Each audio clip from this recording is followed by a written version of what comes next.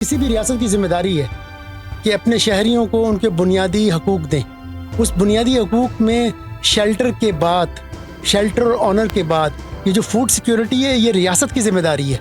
उस सेक्टर को दे देंगे जिसका पाकिस्तान से कोई लेना देना नहीं है, तो सारी पैदावार तो मुल्क से बाहर जाएगी। जो मकामी काश्तकार है, जो आपका नेशनल है, उसके मफादात का तहफ़्फ़ुज़ करने की ज़रूरत है। कोई मल्टीनेशनल कंपनी आए और वो पाकिस्तान की लाखों एकड़ अराज़ी को जदीद काश्तकारी के तरीक़ों से यहाँ पर चीज़ें कल्टीवेट भी करे तो मुल्क को तो फ़ायदा नहीं होगा।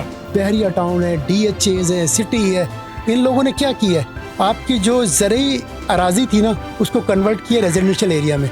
तो ये बदकिस्मत तरीन मुल्कों में से पाकिस्तान एक मुल्क है। हमारे पास क्रॉप जोन बिल्कुल नहीं है। हमारे पास सारी क्रॉप लग रही है एक एरिया में। राइस जो है वो हमारे एरिया की क्रॉप नहीं है, ये कॉटन एरिया है प्योर। हमारे पास जब ऑलरेडी सबको पता है कि गंदम बहुत ज़्यादा लग गई है, तो हमें बाहर से गंदम इम्पोर्ट नहीं करनी चाहिए थी। हमने वीट इम्पोर्ट किया, इसकी वजह से हमारी सारी पूरे पाकिस्तान की वीट की प्रोडक्शन डंप हो गई। अब ये देखें कि आपको हर साल वीट इम्पोर्ट करना पड़ता है। गलत फैसला हो ही गया है तो उसको आप रख लें। आप 6 महीने, 8 महीने, 1 साल रख के नेक्स्ट ईयर में आप उसको री एक्सपोर्ट कर दें। गंदम बाहर से आ गई, इस वजह से सारी गंदम का ही भट्टा बिठा दिया। उन्होंने अपनी रिस्पॉन्सिबिलिटी ली कोई नहीं। स्मार्ट बिजनेस की तरफ जाना पड़ेगा हमें, तब जाकर हम आगे हम दुनिया को बीट कर सकते। बिस्मिल्लाहिर्रहमानिर्रहीम, अस्सलाम वालेकुम। साउथ पोस्ट डिजिटल के साथ मैं हूं अना मंजूर हुसैन और मैं हूं अली अकबर गर्देजी। नाज़रीन, एग्रीकल्चर हमारी पाकिस्तान की मईशत में रीढ़ की हड्डी की हैसियत रखता है, जो कि हम शुरू से ही अपने माशरती इल्म की किताब में पढ़ते आ रहे हैं। लेकिन अब इसको ज़वाल है और इसके पीछे बहुत सारी वजूहात हैं, जिनमें कह सकते हैं क्लाइमेट चेंज है, मौसमियाती तब्दीलियों के बदलते अंदाज हैं, सैलाब है, खुश्क साली है, हयाती तनूह है, साफ़ पानी का फराहमी ना होना भी इसमें इसी मौसमियाती तब्दीलियों के शाखसाने में शामिल किया जाता है, जिससे सबसे ज़्यादा जो मुतासिर होता है वो किसान है। और क्लाइमेट चेंज किस तरह किसान को और उसकी फसल को मुतासिर कर रहा है, आज का प्रोग्राम इस पर करेंगे। और इसी वाले से जो हमारे साथ मेहमान हैं उनका तारुफ भी मैं आपसे करवा दूँ। हमारे साथ मौजूद हैं डॉक्टर प्रोफेसर शहजाद अली साहब, जो कि डायरेक्टर हैं institute of mass com department के। अस्सलाम वालेकुम। वालेकुम अस्सलाम। इसी के साथ हमारे साथ मौजूद है क्रॉप एक्सपर्ट है नवीद अकरम साहब। अस्सलाम वालेकुम। और इसी के साथ तशरीफ फरमा है इमरान साबरी साहब, जो कि डायरेक्टर हैं साबरी इंटरप्राइजेस के। अस्सलाम वालेकुम सर। डॉक्टर साहब, आप सबसे पहले तो ये जानना चाहूँगी, अभी हमने कुछ देर पहले जब पिछला प्रोग्राम किया उसमें आपने ये कहा कि हमें इस बेहतरी की तरफ लाने के लिए ज़रूरी है कि टॉप से स्टार्ट किया जाए, ऊपर के लेवल को ठीक किया जाए। साबरी साहब ने कहा कि इसके लिए ज़रूरी है कि हम इंडिविजुअल अपना रोल अदा करें। समझ नहीं आया क्या बेस्ट है इन दोनों ऑप्शन में से? देखें, माइक्रो लेवल और मैक्रो लेवल की जो तब्दीली है, दोनों में एक बड़ा वाज़ेह डिफरेंस है। जब आप किसी रियासत को चलाते हैं ना, तो रियासत के लिए पॉलिसीज़ बनती हैं फेडरल लेवल पर, यानी इस्लामाबाद में जो लोग बैठे हुए हैं। और 18वीं तरमीम के बाद जो आपके चारों प्रोविंसेस हैं, तो प्रोविंशियल लेवल पर पॉलिसीज़ बने। अब जहाँ तक ज़राअत एग्रीकल्चर जो सेक्टर है, ये एक्चुअली डोमेन आता है प्रोविंसेस के, उसमें कि जो प्रोविंसेस में जो लोग मौजूद हैं वो अपने अपने प्रोविंसेस के हिसाब से पॉलिसीज़ बनाएं। इमरान ने जो बात की है ना, पार्शली तो मैं उससे इत्तेफाक करता हूँ।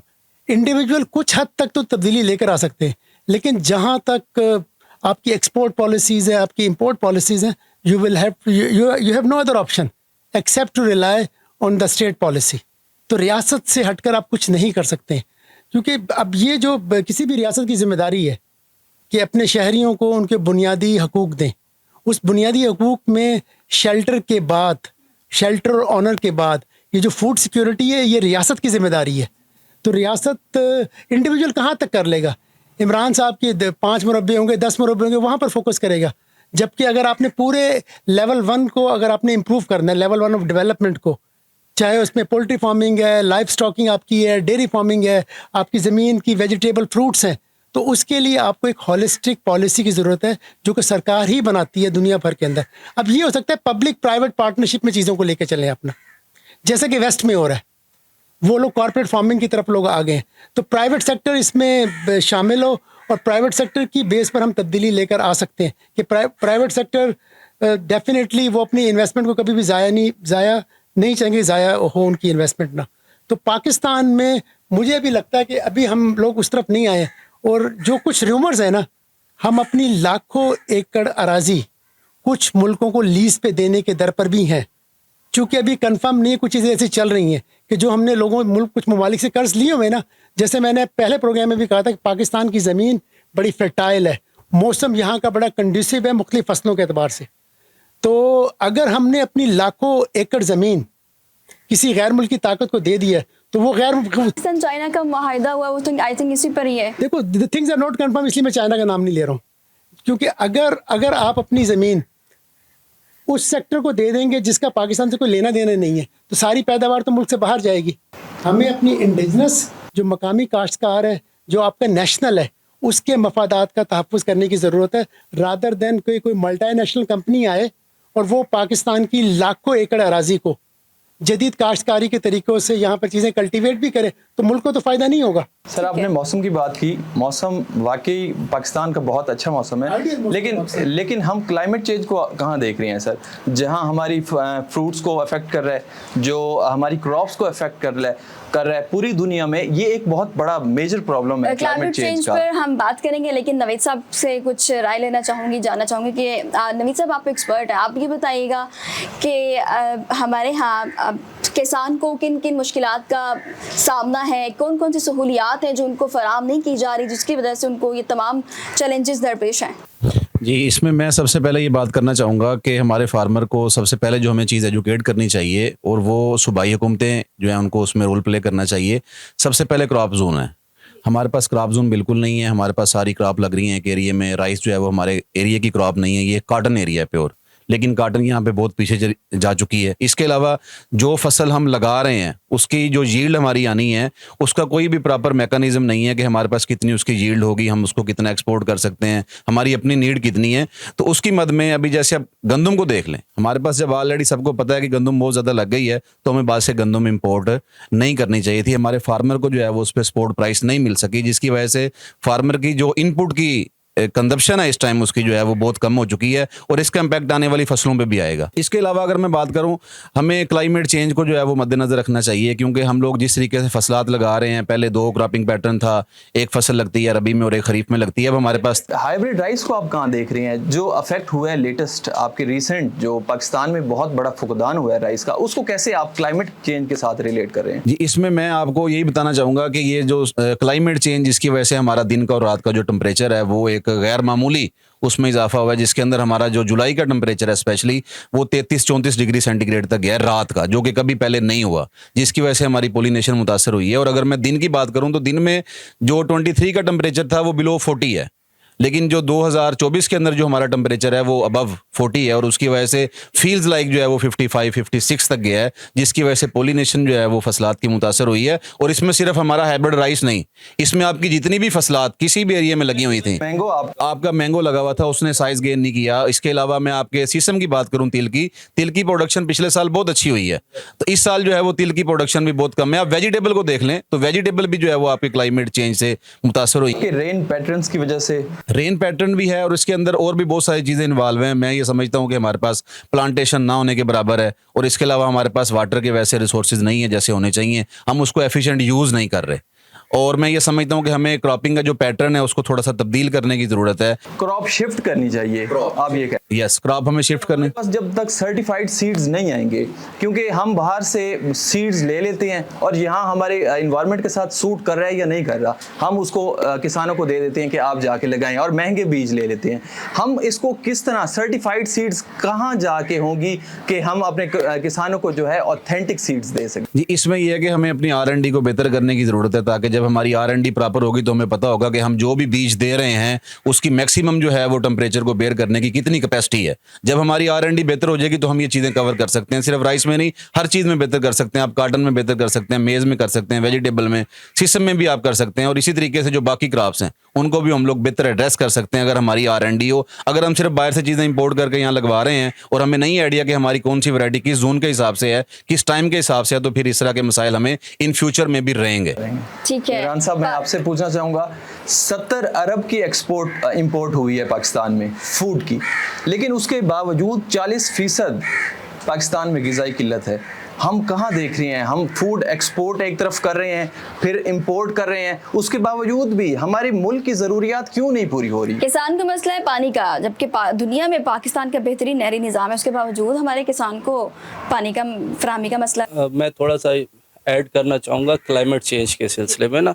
तो अगर आप क्लाइमेट चेंज की बात करते हैं तो वो जस्ट आप उसको कूप कर सकते हैं कि जैसे रिसर्च एंड डेवलपमेंट का कहा, आपके मौसमियाती इदारे हैं वो आपको बताएंगे कि यार फसल की काश्त जो पहले ट्रेडिशनली एक मिसाल है जनवरी में हो रही थी, अब आप उसको दिसंबर में लेकर आ जाए, उसको नवंबर में लेकर आ जाए, ताकि वो जो उसकी डोरमेंसी पीरियड है कि एक फसल को इतना डोरमेंसी पीरियड चाहिए वो मैच्योर होने के लिए, वो उसको पूरा मिल जाए। सेकेंडली जो आपने बात की कि भाई जो फूड सिक्योरिटी की बात है कि हम पाकिस्तान इंपोर्ट करके भी हम बड़ा रोला डालते हैं कि ये गंदम इंपोर्ट हो गई तो इस वजह से हमारी गंदम रुल गई। एक 2-3 बिलियन डॉलर्स की गंदम अगर आपने इंपोर्ट कर भी ली है तो अगर 70 आपके अरब पास डॉलर की सर जो इंपोर्ट हुई है 70 अरब डॉलर। मैं वीट की बात कर रहा हूँ, खाली वीट की बात कर रहा हूँ। अगर वीट के बाद हम परेशान हो रहे हैं कि हमने वीट इंपोर्ट किया, इसकी वजह से हमारी सारी पूरे पाकिस्तान की वीट की प्रोडक्शन डंप हो गई। आप ये देखें कि आपको हर साल वीट इंपोर्ट करना पड़ता है। अगर इस साल गवर्नमेंट ने, वो काकड़ साहब के बाद उससे मैं मुत्तफिक हूँ कि वो कहते थे कि यार अगर गलत फैसला हो ही गया है तो उसको आप रख लें, आप 6 महीने 8 महीने 1 साल रख के नेक्स्ट ईयर में आप उसको री एक्सपोर्ट कर दें। आप नेक्स्ट अपने आप की जो आपने किसानों को सब्सिडाइज करना था, गवर्नमेंट ने बेसिकली एक अब ब्लेम गेम का हमारे यहाँ रिवाज है कि बस वो आ गई है तो इस वजह से चूंकि ये गंदम बाहर से आ गई, इस वजह से सारी गंदम का ही भट्टा बिठा दिया। उन्होंने अपनी रिस्पॉन्सिबिलिटी ली कोई नहीं। सेकेंडली हमारे यहाँ जो आप फूड सिक्योरिटी का जो बात कर रहे हैं ना कि भाई हम अभी भी हम उसमें हमारे पास प्रॉपर हम फूड नहीं दे पा रहे, वो उनकी परचेज मैं ये समझता हूँ परचेजिंग पावर का मसला है, पॉवर्टी का इसमें इशू है, ना कि फूड की अवेलेबिलिटी का। जितनी आपकी डिमांड है, चाहे हम लोकल प्रोडक्शन से उसको पूरा करते हैं, चाहे इंपोर्ट से पूरा करते हैं, वो आपके पास है पड़ी। कॉस्ट ऑफ प्रोडक्शन भी इसमें बहुत इंपॉर्टेंट है। जाहिर बात है, कास्ट ऑफ प्रोडक्शन को अगर आप नहीं करेंगे, आप आगे, दुनिया बहुत आगे जा रही है, आगे आप टनल फार्मिंग में आए, आप बेमौसम के फल लेकर आए, उसको एक्सपोर्ट करें। आप वो जो हमने इसको लेकर चलना, खाली हमने रॉ मटेरियल प्रोड्यूस करके एक हम इधर पूरा 100 टन का एक ट्रेला जो है गंदम का एक्सपोर्ट करें और वहाँ से एक ब्रीफ केस में चंद चिप्स आ जाए, माइक्रो चिप्स आ जाए, वो उससे ज़्यादा अच्छी हैं पड़ी। हम उसको टेक्नोलॉजी की तरफ लेकर जाएंगे, स्मार्ट बिजनेस की तरफ जाना पड़ेगा हमें, तब जाकर हम आगे हम दुनिया को बीट कर सकते। डॉक्टर साहब, अगला सवाल आपसे करना चाहूँगी क्लाइमेट चेंज पर, जो कि एक अहम फैक्टर है जिसकी वजह से ये सब हो रहा है, मुतासिर हो रहा है पाकिस्तान। और सबसे पहले तो ये है कि क्लाइमेट चेंज है क्या और फिर इसकी वजूहात क्या हैं। एक तो इसमें यह है कि ग्रीन हाउस गैसेस हैं। ग्रीन हाउस गैसेस में सबसे ज़्यादा अगर बात करें तो कार्बन डाइऑक्साइड है, लेकिन बराह रास्त पाकिस्तान उन अवामिल में शामिल नहीं है जो कि कार्बन डाइऑक्साइड अखराज कर रहे हैं। यूरोप की बात कर लें, इंडिया की बात कर लें, नेबर कंट्रीज़ की बात कर लें, यहाँ पर ज़्यादा है। तो मतलब यही कह सकते हैं कि करे कौन, भुगते कौन। देखिए, पाकिस्तान तो विक्टिम है, रीजन का विक्टिम है, क्योंकि इंडस्ट्रियलाइजेशन तो इतनी नहीं हुई है पाकिस्तान में जिसकी बिना पर हम कहते हैं जी कि क्लाइमेट पर बड़े कोई डिस्ट्रक्टिव असरात पाकिस्तानी जो माहौलियात उस पर कायम होते। अब पाकिस्तान का एक ज़रूर डिफेक्ट या डेफिशिएंसी है या इसे बोलें कि मेजर ख़राबी है, जिस पर हमने फोकस ही नहीं किया। 7,96,095 मुरबा किलोमीटर है। आपको पता है हमारा जो फॉरेस्ट है, किसी मुल्क के अंदर जो फॉरेस्ट हैं वो 25% उसके रकबे पर होने चाहिए। हमारे जो है वो 2.5 पे खड़े हैं, 2.5%, और वो भी डिफॉरेस्ट हो रहे हैं। हाँ जी। तो जो डिफॉरेस्टेशन है, that's one of the reason. रही सी कसर आपकी क्या हुआ, हाउसिंग सोसाइटीज़ ने पूरी की है। आपके पास बहरिया टाउन है, DHAs है, सिटी है, इन लोगों ने क्या किया है, आपकी जो ज़रूरी अराजी थी ना उसको कन्वर्ट किया रेजिडेंशियल एरिया में। तो ये बदकिस्मत तरीन मुल्कों में से पाकिस्तान एक मुल्क है जहाँ पे लोग बैरन लैंड पे सोसाइटीज़ बनाते हैं, आबादियों को उनको सेटल करवाते हैं, जबकि हम फर्टाइल लैंड को कन्वर्ट कर रहे हैं किस पर, सोसाइटीज़ की सूरत के अंदर ना। तो अब नुकसान क्या हुआ उसमें, एक मेजर है। दूसरा ये कि टेम्परेचर बढ़ने की वजह से ना रीजन में आपके ग्लेशियर मेल्ट हो रहे हैं। जब ग्लेशियर मेल्ट होंगे ना तो पानी का फ्लो होगा, और पानी के फ्लो के लिए आपको क्या करना चाहिए था, आप डैम्स और बैराज बनाते। हम तो पिछले 50 साल में हाइड्रो इलेक्ट्रिक का कोई बड़ा मंसूबा नहीं लगा पाए। देखो, एक तरफ सस्ती बिजली मिलनी थी, दूसरी तरफ पानी आपका स्टोर होता, वो पानी आपका यूटिलाइज होता है एग्रीकल्चर सेक्टर के अंदर ना। काला बाग डैम को हमने इतना कंट्रोवर्शियल बना दिया, जिसमें मेन रोल जो ना हिंदुस्तान का है। हिंदुस्तान कभी भी नहीं चाहता है कि पाकिस्तान खुद कफील हो जाए अपने वाटर के रिसोर्सेज में। और आपको पता है कि एग्रीकल्चर सेक्टर तो डेवलप ही नहीं हो सकता अगर आपके पास वाटर रिसोर्सेज नहीं है। और जिम्मेदारों की जो मीडिया में हम पढ़ते हैं ना लड़ाइयाँ, उनकी लड़ाइयाँ पानी पर है, कत्ल तक हो जाते हैं पानी के चक्कर के अंदर ना। तो बाकी महकमा इरिगेशन का जो सिस्टम है, महकमा अनहार वाले, कुछ उनकी कारस्तानियाँ मौजूद हैं, और जो टेल पे मौजूद है वहाँ तक तो पानी पहुँच ही नहीं पा रहा है। तो मसला ये है कि पाकिस्तान के अंदर ना हम चीज़ों को प्रीएम्प्ट करते हैं। ये तो इंटरनेशनल प्रेशर है कि आज हम क्लाइमेट चेंज की बात करें। किस पॉलिटिकल पार्टी के एजेंडे पे रहा है कि क्लाइमेट चेंज के जो इश्यूज है वो टॉप ऑफ द एजेंडा होगा। यूरोप में इलेक्शंस होता है ना, वहाँ पर एजुकेशन, हेल्थ और क्लाइमेट चेंज ये top of the agenda manifesto में शामिल है। तो हमारा तो मुद्दा ही अलग है। इस्टेब्लिशमेंट का रोल आपके सामने मौजूद है, इदारे आपस में लड़ रहे हैं राइट ना। रिसर्च एंड डेवलपमेंट में फोकस नहीं किया। इन्होंने बड़ी अच्छी बात की R&D की। अभी आप एग्रीकल्चर के लोगों को बाहर भिजवा रहे हैं पढ़ने के लिए, कम अज़ कम वो पाकिस्तान की नीड्स और रिक्वायरमेंट के हिसाब से अपने PhD के टॉपिक का इंतखाब करें।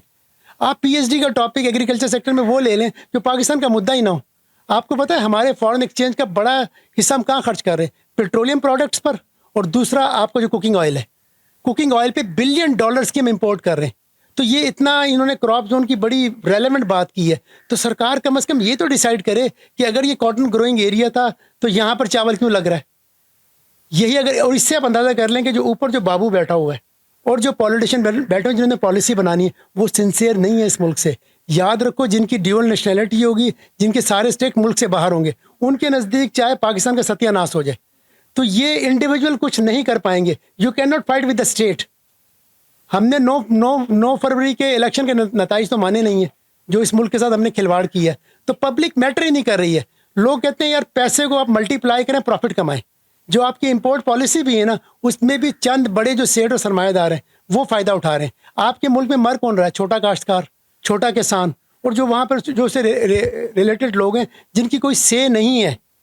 आपके चाहे डिस्ट्रिक्ट काउंसिल में लोग बैठे हुए हैं, सूबाई असम्बली में, कौमी असम्बली में, सेनेट में, वो सारे बड़े जागीरदार हैं जिनका लेना देना नहीं है। उनका डैमेज भी कम है। डैमेज हो रहा है बॉटम पे जो लोग मौजूद हैं, वो लोग डैमेज हो रहे हैं। तो क्लाइमेट अभी क्या, दुनिया ने बर्बाद तो होना है। जिस क़यामत का हम वेट कर रहे हैं ना, तो the countdown has been start. वो क़यामत इंसानों के हाथों ही आएगी। जब आपके ग्लेशियर मेल्ट होंगे, जब लैंड स्लाइडिंग होगी, जब सॉइल का एरोजन होगा, तो डेफिनेटली क़यामत ऐसे ही आएगी। जो सूरह कारिया में जो लिखा हुआ है ना, तो वो इंसानों के हाथों ही होना, और इंसान ही इस प्लेनेट अर्थ का सत्यानाश कर रहे हैं। सर, ये देखें कि दुबई ने सहरा जैसे मुल्क में गंदम काश्त की गई है। अब आप देखें, इसका जिक्र पहले कुरान मजीद में भी है कि सहरा वाले मुल्क जो अरब ममालिक हैं, वहाँ पर इस तरह की फसलें काश्त की जाएंगी। बिल्कुल। नवीद साहब, मैं आपसे पूछना चाहूँगा, मार्केटिंग के लिहाज से फ्यूचर प्राइस डिसाइड होती है। हम नेबर कंट्रीज़ को देखते हैं, वहाँ जो फ्यूचर प्लान्स किए जाते हैं, 30 क्रॉप्स हैं जिनकी सपोर्ट प्राइस दी जाती है। पाकिस्तान में सिर्फ एक वेट को दी जाती थी, और वो भी मेरे जानने के मुताबिक वो भी बंद हो गया है। जी, इसमें ये है कि सबसे पहले तो अगर हम सपोर्ट प्राइस की बात करें, फार्मर को वो नहीं मिल रही अभी तक, किसी क्रॉप की भी नहीं मिल रही। हमारी सबसे बड़ी क्रॉप है वीट। आप देखें, उसका 3900 रुपये ऐलान किया गवर्नमेंट ने, लेकिन वो कितने में परचेज़ की है? पंजाब में तो बिल्कुल नहीं हुई। सबसे ज़्यादा प्रोडक्शन पंजाब में हो रही है वीट की, तो सपोर्ट प्राइस उसको सबसे बड़ी क्रॉप की नहीं मिल रही। उसके बाद आप बात कर लें कॉटन की, ये हमारा कॉटन का बेल्ट है, कॉटन की जो सपोर्ट प्राइस ऐलान हुआ पिछले साल, इस साल वो फार्मर को नहीं मिली, ठीक है। और उसके बाद आप बात कर लें गन्ने की, गन्ने के ऊपर भी जो गवर्नमेंट सपोर्ट प्राइस देती है कि फैक्ट्रीज जो हैं आपसे शुगर मिलें वो इस रेट पे आपसे गन्ना परचेज करेंगी, उसके अंदर भी कटौती लगती है बहुत तरह की, और उसके ऊपर भी कोई गन्ना लेने को तैयार नहीं होता।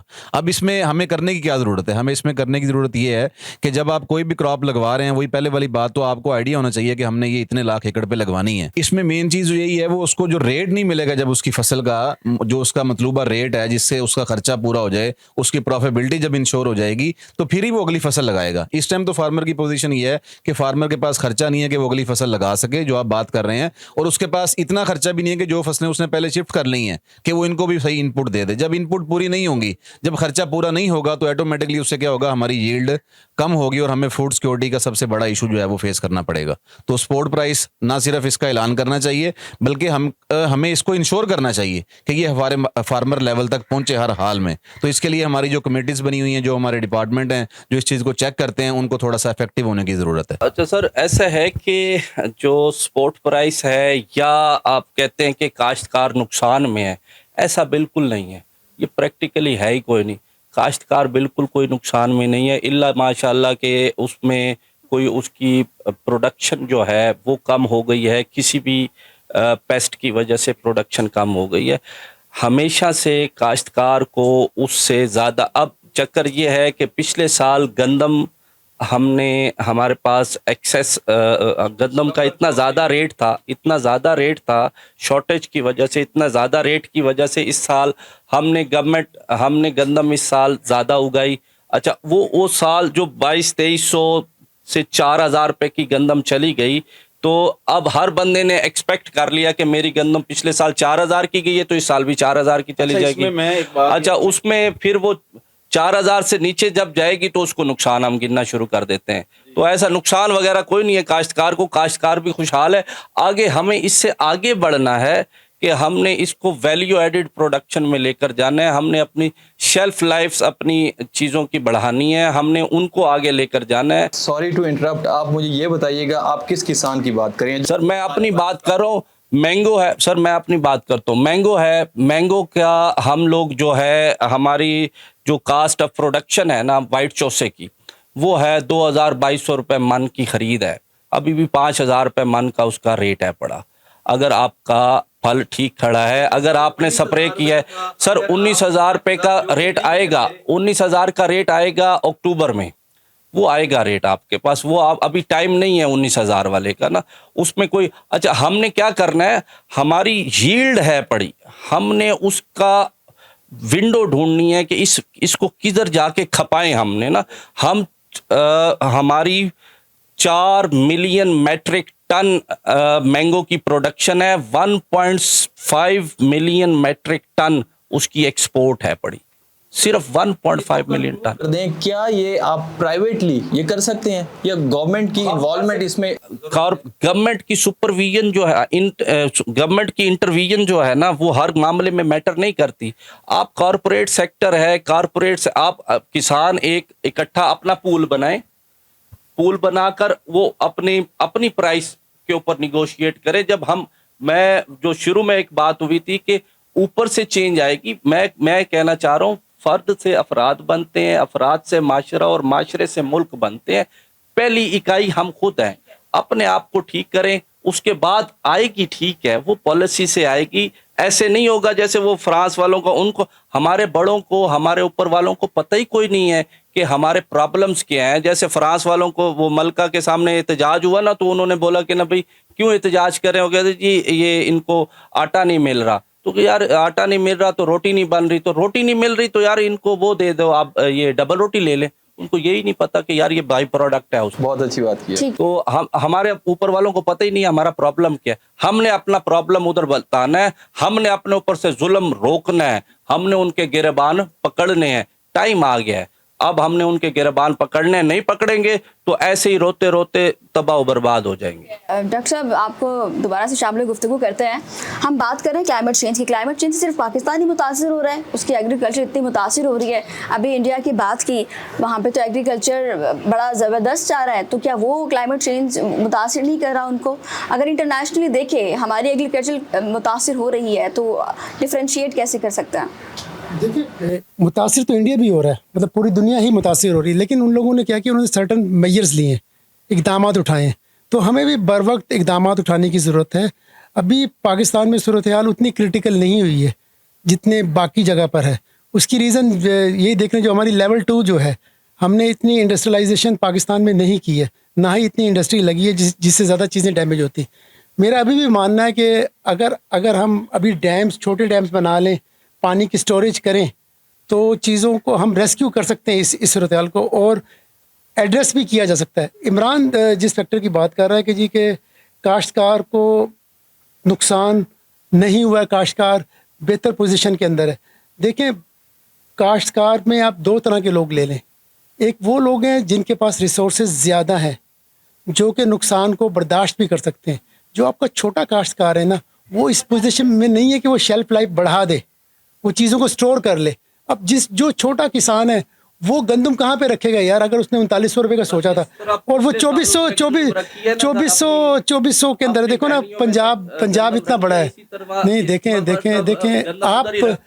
आप रिलेटिवली देखो ना। नहीं, गवर्नमेंट कहती थी कि गंदम आप मार्केट में लेकर आए, तो वो कहता था मैं नहीं लेता, मेरे पास तो अपना कमरा भरा पड़ा, मेरा गोदाम भरा पड़ा, मैं उधर रख लूंगा।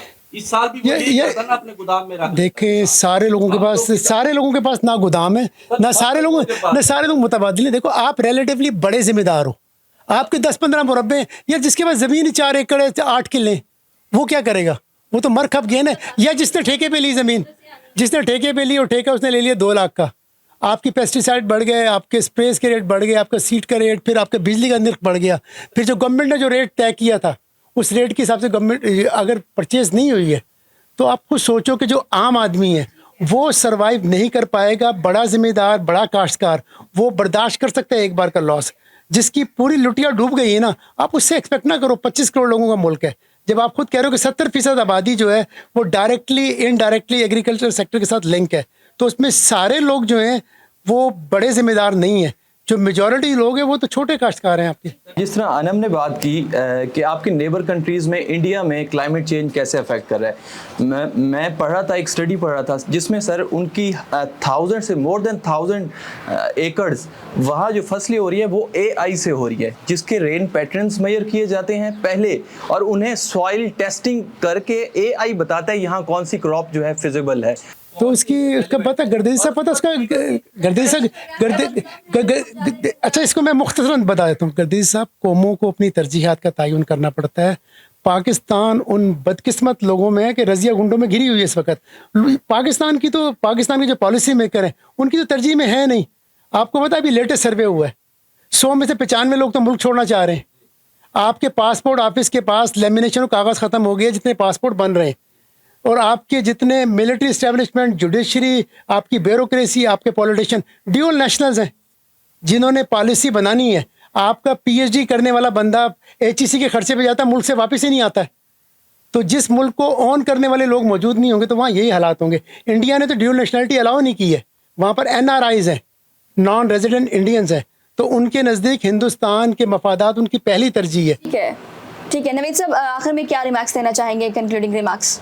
जी, इसमें सबसे पहले तो मैं इमरान साहब की थोड़ी सी बात को डिस्कस करना चाहूँगा। उन्होंने बात की है फार्मर लॉस में नहीं है। आप ज़रा ये चेक करें, आपके फार्मर जो है पिछले साल उसने इनपुट डाली थी, उनका क्या रेट था, इस साल क्या रेट है, उसकी प्रोडक्शन अगर उतनी ही आई है तो उसको वो रेट तो नहीं मिला, तो वो नुकसान में है, सरासर नुकसान में है, चाहे छोटा फार्मर है चाहे बड़ा फार्मर है। दूसरे नंबर पे आपने क्या देना चाहेंगे? मैसेज मैं देना चाहूँगा कि गवर्नमेंट को सबसे पहले जो है वो अपना स्पोर्ट प्राइस जो सब्सिडी वो देती है उसको वो डायरेक्ट कर देना चाहिए।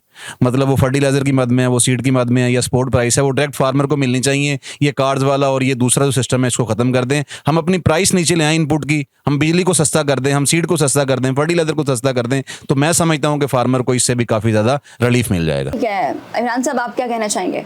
ऐसा है कि मैं समझता हूँ कि पाकिस्तान इस टाइम हमें ना प्रोडक्शन में मसला है, ना नफ़े नुकसान का इतना बड़ा मसला है, हमें मसला है पॉलिसीज़ की तरफ, हमें मसला है। तो हमने उसका हल ऐसे ढूंढना है कि हमने इक़्तिदार में जाना है या इक़्तिदार वालों को गिरबान से पकड़ना है। उनको कहना है कि भाई आपने हमारे लिए क्या किया, हमारे लिए क्या पॉलिसी बनाई। हम थाने कचहरी और सड़क की सियासत से, गली नाली की सियासत से निकल कर अपने लिए पॉलिसीज़ बनवानी है कि ये पॉलिसीज़ मेरे वीट के लिए क्या है, मेरे कॉटन के लिए क्या है, मेरे मैंगो के लिए क्या है, मेरे पाकिस्तान के लिए क्या है, तो फिर हम तरक्की करेंगे इंशाल्लाह। बाद में इसी तरह कोर्ट कचहरी एक में ऐड कर दूं इमरान की बात में। इतना आसान नहीं है वीगो डालने वालों से लड़ना। इक़्तिदार जिनके पास पावर है ना, आप उसके गिरबान पे हाथ डालोगे ना, पिछले 2 सालों में नहीं, पाकिस्तान बांग्लादेश नहीं है मेरे भाई।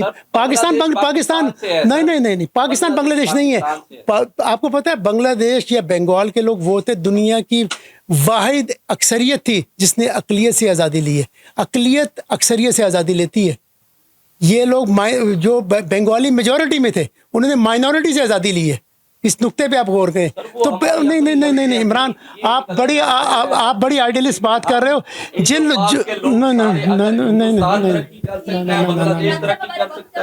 प्रोग्राम का वक्त खत्म हो गया, इसको हम एक और प्रोग्राम रखेंगे, इस पे इससे डिटेल से डिस्कशन करेंगे। Thank you very much all of you, आपने वक्त दिया।